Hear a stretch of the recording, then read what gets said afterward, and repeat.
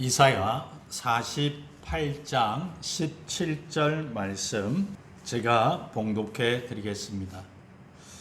너희의 구속자시요 이스라엘의 거룩하신 이이신 여호와께서 이르시되 나는 내게 유익하도록 가르치고 너를 마땅히 행할 길로 인도하는 내 하나님 여호와라. 아멘. 오늘 읽은 본문의 말씀을 여러분과 함께 나누면서 가르치시고 인도하시는 하나님이라는 제목으로 하나님의 말씀을 함께 나누고자 합니다. 사랑하는 성도 여러분, 오늘 우리는 이사야 48장 17절의 말씀을 통해서 하나님께서 우리에게 주시는 귀한 가르침을 나누고자 합니다. 이 구절에서 하나님은 우리를 구속하시고 우리를 유익하게 하시며 올바른 길로 인도하시는 분임을 분명히 말씀하고 계십니다. 이 말씀을 통해 우리는 세 가지 중요한 교훈을 배울 수 있습니다. 첫 번째는 하나님은 우리의 구속자시라는 사실입니다. 오늘 본문 17절에 너희의 구속자시요 이스라엘의 거룩하신 이이신 여호와께서 이르시되, 공동번역에서는 이렇게 번역했습니다. 너를 구원하시는 야훼, 이스라엘의 거룩하신 이께서 말씀하신다. 구속이라고 하는 히브리어 단어는 가알이라고 하는 단어인데, 하나님께서 구속자로서 구속하시는 행위에 대해서 사용이 되었습니다. 이사야 43장 1절의 말씀에 보니 야곱아 너를 창조하신 여호와께서 지금 말씀하시느니라. 이스라엘아 너를 지으신 이가 말씀하시느니라. 너는 두려워하지 말라. 그 다음에 내가 너를 구속하였고 내가 너를 지명하여 불렀나니 너는 내 것이라. 시편 103편 2절과 4절의 말씀에 보니 내 영혼아 여호와를 송축하며 그의 모든 은택을 잊지 말지어다. 내 생명을 파멸해서 속량하시고 인자와 긍휼로 관을 씌우시며 라고 말씀했습니다. 여러분, 하나님이 얼마나 좋으신 분이십니까? 하나님은 저와 여러분을 구원해 주신 분이신 줄 믿습니다. 마가복음 5장에 보니 혈류증으로 12해를 앓아온 한 여인이 있었습니다.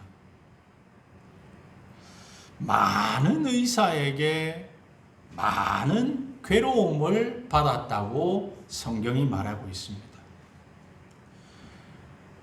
병원비로 가진 것도 다 허비했습니다. 그런데 안타까운 일은 그 모든 것이 헛수고였습니다. 아무 효험도 없었고 또 도리어 그 병이 더 심해졌다고 말씀하고 있습니다. 여러분, 그 여인을 한번 생각해 보십시오. 그 여인이 나이다 라고 생각해 보십시오. 얼마나 기가 찰 일입니까? 오랜 기간 동안 병을 앓아옵니다. 돈도 많이 허비했습니다. 그런데 오히려 점점점 더 심해집니다. 그녀의 마음이 얼마나 많이 아팠을까요?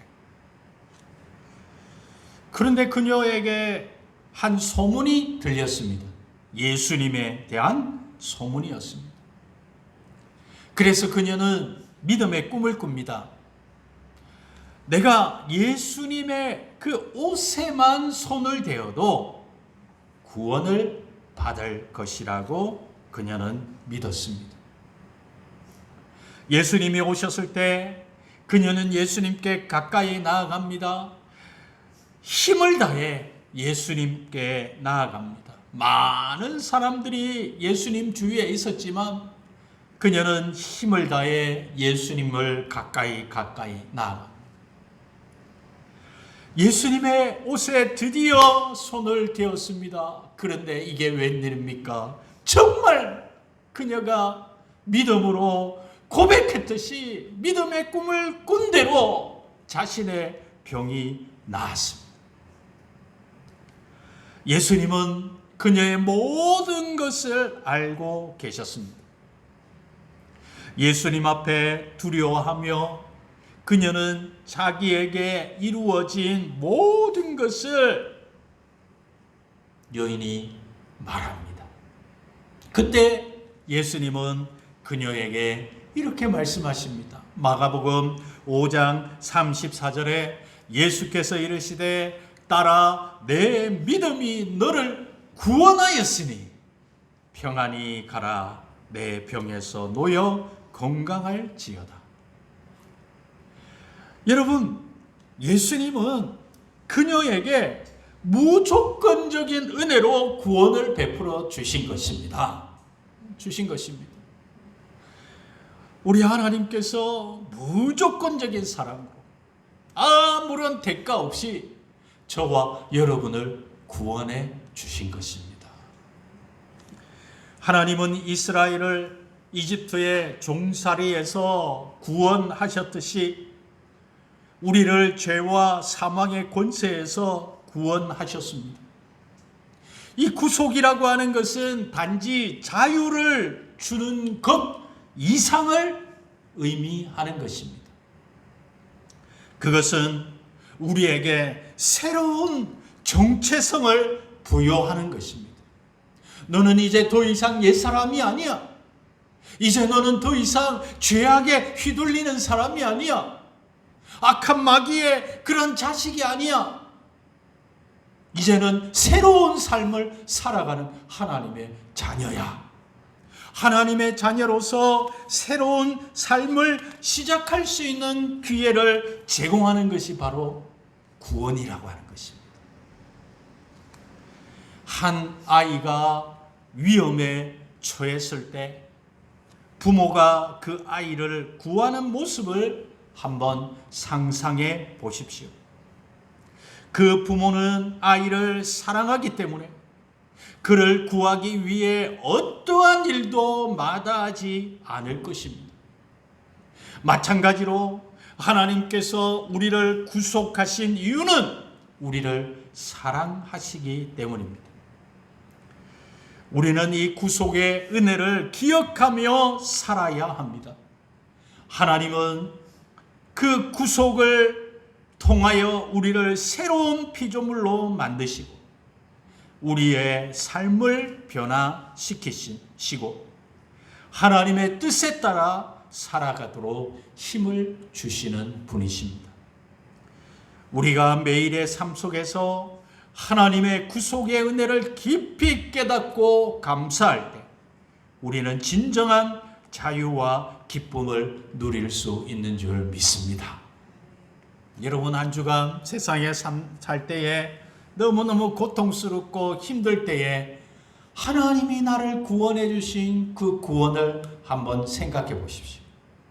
그러면 힘든 것도 웃음으로 변할 줄 믿습니다. 두 번째로 하나님은 우리에게 유익을 주시는 분이시라고 말씀하고 있습니다. 17절 말씀해 보니 나는 내게 유익하도록 가르치고, 표준 세번역에서는 이렇게 번역했습니다. 나는 주 내 하나님이다. 내게 유익하도록 너를 가르치며 라고 번역했습니다. 이 유익이라고 하는 히브리어는 야알이라고 하는 단어인데 이익이 되다, 이익을 얻다라고 하는 의미입니다. 하나님은 자기 백성에게 유익을 가져다 주시는 분이십니다. 왜요?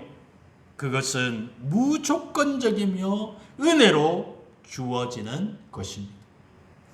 그래서 고린도후서 9장 8절에 하나님이 능히 모든 은혜를 너희에게 넘치게 하시나니 이는 너희로 모든 일에 항상 모든 것이 넉넉하여 모든 착한 일을 넘치게 하게 하려 하심이라 라고 말씀했습니다.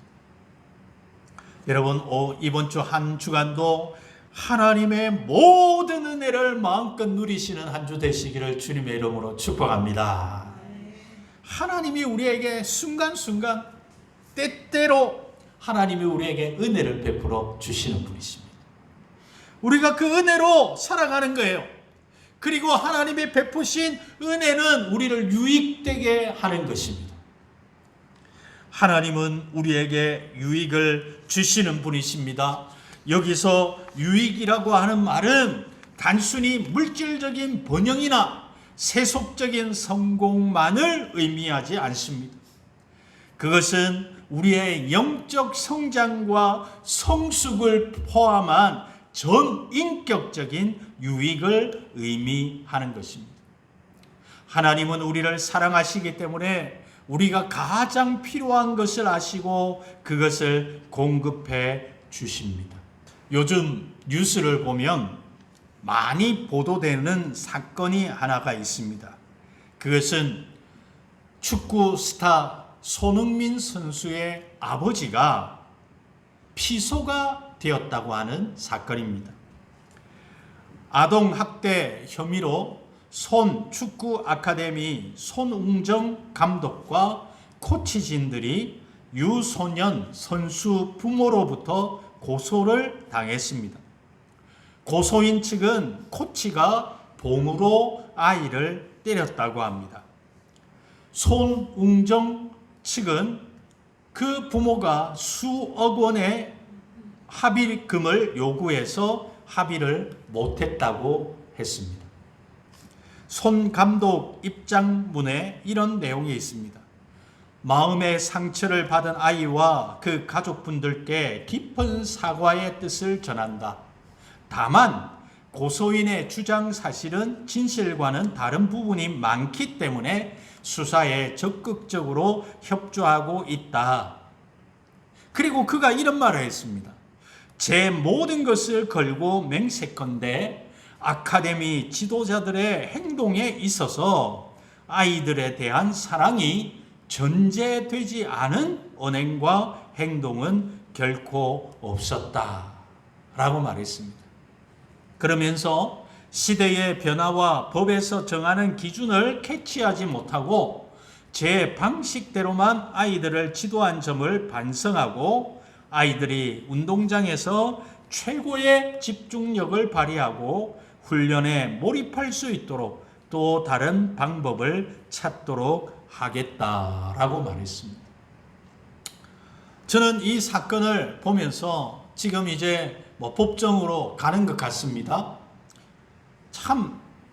그런데 그 댓글의 내용을 보니까 많은 사람들이 사랑의 매에 대해서 공감하는 내용이 나오더라고요. 여러분, 이 손흥정 씨가 아이들을 대하면서 사랑이 전제되지 않은 언행과 행동은 결코 없었다라고 말한 부분에서 저는 하나님을 생각을 했습니다. 여러분, 우리도 보면 때로는 어려움을 당할 때가 있어요. 때로는 참 징계를 받을 때가 있습니다. 그런데 하나님은 왜 우리를 징계하십니까? 우리를 사랑하기 때문에.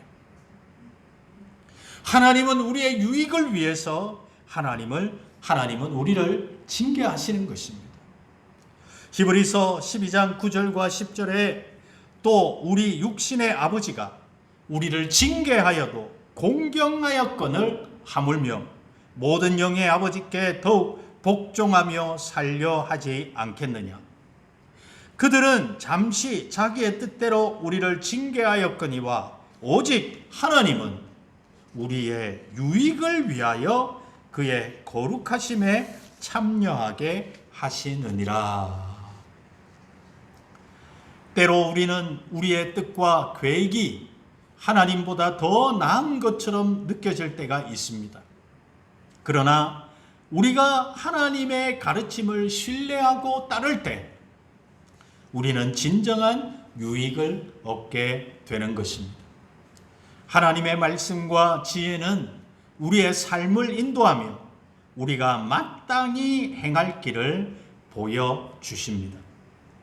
한 젊은이가 자신의 진로에 대해 고민하고 있을 때 그는 현명한 조언자나 멘토의 지도를 받기를 원합니다.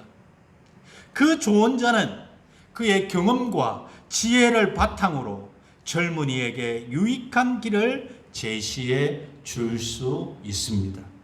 여러분, 이처럼 하나님은 우리에게 최고의 조언자가 되시는 줄 믿습니다. 우리의 삶을 풍요롭게 하시는 분이 하나님이십니다. 하나님은 언제나 저와 여러분의 길을 최선의 길로 인도하시고 우리를 유익된 길로 인도하시는 좋으신 분이심을 항상 기억하시기를 바랍니다. 세 번째로, 하나님은 올바른 길로 인도하시는 분이십니다. 17절에 보니 너를 마땅히 행할 길로 인도하는 내 하나님 여호와라. 표준 세번역에 이렇게 번역했습니다. 내가 마땅히 걸어야 할 길로 너를 인도하는 하나님이다. 인도한다는 히브리어는 다라크라고 하는 단어인데 이것은 밝게 하다, 나아가게 하다, 인도하다라고 하는 의미입니다.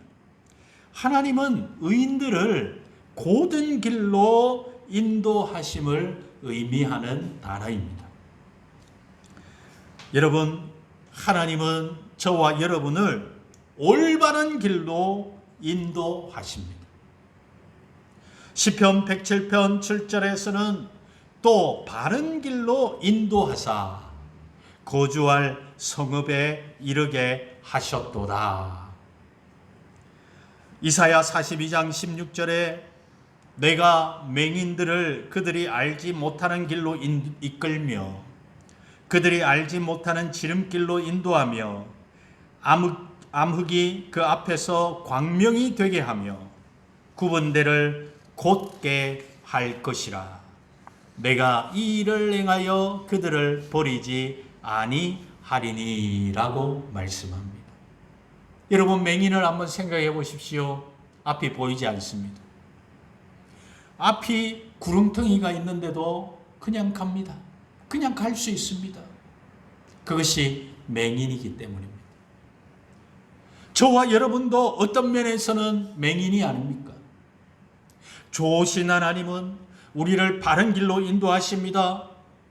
고든 길로 인도하십니다.